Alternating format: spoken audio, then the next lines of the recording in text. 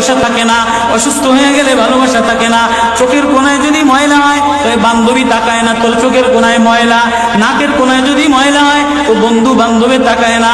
এখানে যদি একটা ফোড়া হয় তো বন্ধু বান্ধবী তাকায় না। ভালোবাসা মিলান হয়ে যায়, অভাবে পড়লে ভালোবাসা মিলান হয়ে যায়, অসুস্থ হয়ে গেলে ভালোবাসা মিলান হয়ে যায়।